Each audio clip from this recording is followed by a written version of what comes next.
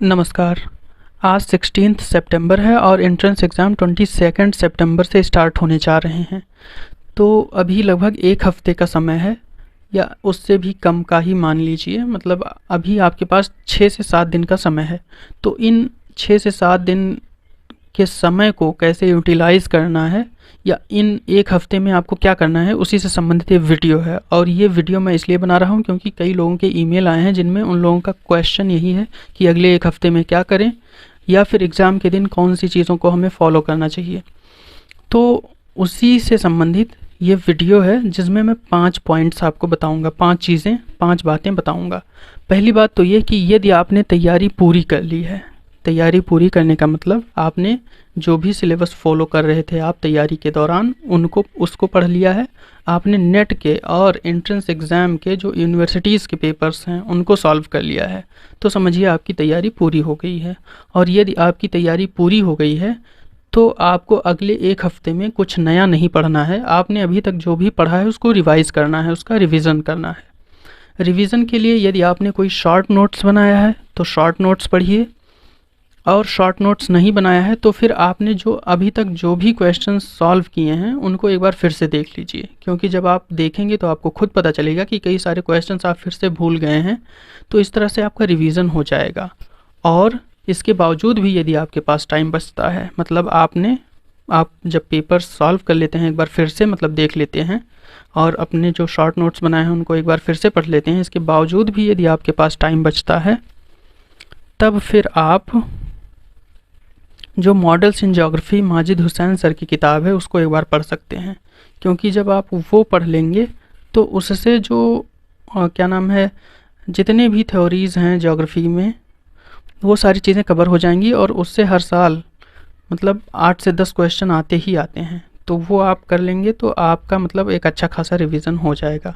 ये आपको तब करनी है जब आप रिवीजन के दौरान पिछले सालों के पेपर्स एक बार देख लें और यदि कोई शॉर्ट नोट्स बनाया है उसको पढ़ लें, उसके बाद भी टाइम बचे तब करना है, वरना नहीं करना है।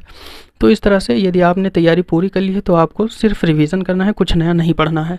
ये पहली बात थी। दूसरी बात उन लोगों के लिए है जिन्होंने पढ़ सब कुछ लिया है लेकिन अभी तक पेपर नहीं सॉल्व किया है। तो देखिए, यदि आपने सब कुछ पढ़ लिया है और अभी तक पेपर नहीं सॉल्व किया है तो सबसे पहले आप अगले 5 दिनों में सिर्फ़ और सिर्फ पेपर सॉल्व कीजिए। पेपर सॉल्व करने का मतलब है कि आपको नेट ज्योग्राफी के जो पेपर्स हैं 2014 से 20 तक उनको सॉल्व करने हैं, कम से कम 14 से 20 तक सॉल्व करने हैं। और फिर जो JNU BHU और DU के एंट्रेंस एग्ज़ाम के पेपर्स हैं उसको सॉल्व करने हैं। तो यदि आपने मतलब पढ़ लिया है और पेपर नहीं सॉल्व किया है तो पेपर सॉल्व कीजिए सबसे पहले।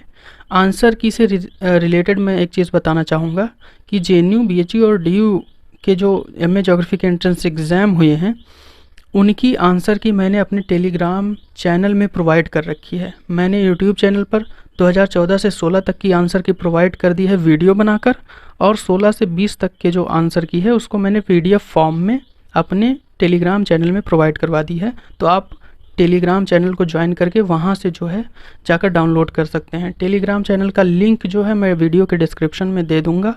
और यदि आपको मान लीजिए लिंक से मतलब आप नहीं ज्वाइन हो पा रहे हैं तो टेलीग्राम पर जाइए, वहाँ पर सदानंद करुण सर्च कीजिए, आपको मेरा चैनल मिल जाएगा। सदानंद करुण चैनल जो होगा उसको ज्वाइन कर लीजिए और वहाँ पर आपको सारी चीज़ें मिल जाएंगी। तो ये 2 बातें हो गई। पहली बात वो जिन्होंने तैयारी पूरी कर ली है उनको क्या करना है, दूसरी बात उनके लिए जो पढ़ चुके हैं लेकिन पेपर नहीं सॉल्व किए हैं उनको क्या करना है। अब तीसरी बात जो सबसे ज़रूरी बात है कि यदि आप पहली बार कंप्यूटर बेस्ड टेस्ट यानी कि ऑनलाइन एग्ज़ाम देने जा रहे हैं तो आप जो है एक बार मतलब मॉक टेस्ट प्रैक्टिस कर लीजिए। और मॉक टेस्ट जो है कहाँ से प्रैक्टिस करना है, आप NTA की ऑफिशियल वेबसाइट पर जाइए। वहाँ पर आपको सबसे नीचे जब जाएंगे तो क्विक लिंक्स वाला सेक्शन मिलेगा। क्विक लिंक्स वाले सेक्शन में मॉक टेस्ट दिया गया होगा। उस मॉक टेस्ट पर क्लिक करके आप जो है एक मॉक टेस्ट प्रैक्टिस कर लीजिए। मॉक टेस्ट प्रैक्टिस करने से क्या होगा कि यदि आप पहली बार एंट्रेंस एग्ज़ाम दे रहे हैं, ऑनलाइन एंट्रेंस एग्ज़ाम मतलब, तो जैसे मान लीजिए कि आपने कोई ऑप्शन लगाया, बाद में आपको लग रहा है कि नहीं वो आपने गलत लगाया था और आपको ऑप्शन चेंज करना है आंसर। तो कैसे चेंज करेंगे, या फिर मान लीजिए आप पहला क्वेश्चन किए, आपको सीधा 10वें क्वेश्चन पर जाना है, तो आप कैसे जाएंगे। तो ये सारी चीज़ें जब आप मॉक टेस्ट दे लेंगे तो आपको पता चल जाएंगी। तो इसीलिए एक बार मॉक टेस्ट ज़रूर प्रैक्टिस कीजिए, जो कि एनटीए की वेबसाइट पर दिया गया है। बाकी कहीं से मत प्रैक्टिस कीजिए, क्योंकि जो आपका क्वेश्चन मतलब जो आपका एग्ज़ाम होगा, जो एनटीए की वेबसाइट पर दिया गया है उसी तरह से एकदम होगा। तो आप एक बार ज़रूर मॉक टेस्ट प्रैक्टिस कर लीजिए। और एग्ज़ाम के दिन यदि आपको एग्ज़ाम देने में कोई दिक्कत आ रही है, आपका लैपटॉप कंप्यूटर नहीं चल रहा है जहां आप एग्ज़ाम देने जाएंगे, तो आपके रूम में जो इन्विजिलेटर होगा उससे तुरंत कांटेक्ट कीजिए, वो आपका प्रॉब्लम सॉल्व कर देगा। ये तीसरी बात थी। और चौथी बात जो है वो एग्ज़ाम के दिन से ही रिलेटेड है। देखिए, जब आप पेपर दे रहे होंगे तब कई सारे क्वेश्चंस के आंसर आपको नहीं आएंगे, तो वहाँ आपको क्या करना है।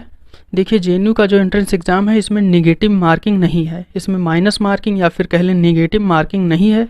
तो सबसे पहली बात ध्यान रखिए कि आपको सारे क्वेश्चंस अटैम्प्ट करने हैं, और जो क्वेश्चंस जिन क्वेश्चंस के आपको आंसर नहीं आ रहे होंगे उन पर आपको एलिमिनेशन मेथड अप्लाई करना है।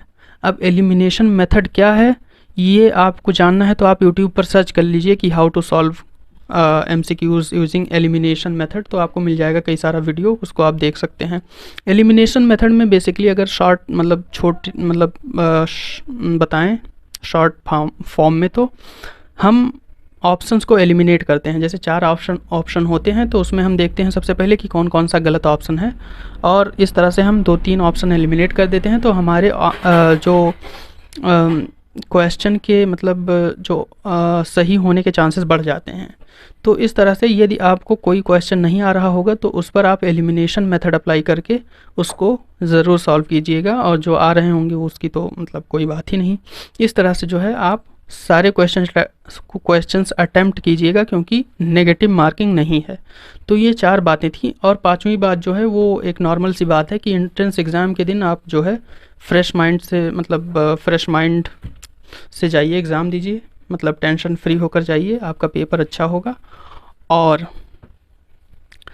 एंट्रेंस एग्ज़ाम के बाद जो है आप फालतू के डिस्कशंस मत कीजिए, क्योंकि जब जेएनयू फालतू का डिस्कशन का कहने का मतलब है कि ये मैंने किया था, ये सही है, वो गलत है, इस तरह के डिस्कशंस मत कीजिए, क्योंकि जेएनयू के बाद आपका फिर कॉन्टीन्यूसली डीयू का और बीएचयू का भी एग्ज़ाम होगा। तो आप मतलब इस पर मत ध्यान दीजिए। और दूसरी बात, जो आंसर की से रिलेटेड वीडियोज़ कई सारी यूट्यूब पर आएंगी या फिर कई सारी वो आएंगे, तो उस पर भी आप ज़्यादा परेशान मत होइए। जो एनटीए का आंसर की है वो कम से कम 15 दिन बाद आएगा, तो आप 15 दिन तक मतलब टेंशन फ्री होकर अगला जो एंट्रेंस एग्ज़ाम है यानी कि जेएनयू का आप देंगे, उसके बाद डीयू और बीएचयू का जो एंट्रेंस एग्ज़ाम आने वाला रहेगा उसके लिए आप रिवीजन कीजिए और उसके हिसाब से तैयारी कीजिएगा। तो बस यही बात थी जो मैं बताना चाह रहा था। इसके बावजूद भी यदि आपको कोई स्पेसिफिक क्वेश्चन करना है, मतलब आपको कोई कन्फ्यूज़न है, तो आप जो है मुझे ईमेल कर सकते हैं। आप ईमेल कीजिए, आपका मैं ज़रूर मतलब आपका जवाब मैं ज़रूर दूँगा। तो बस यही बात थी जो मुझे शेयर करना था।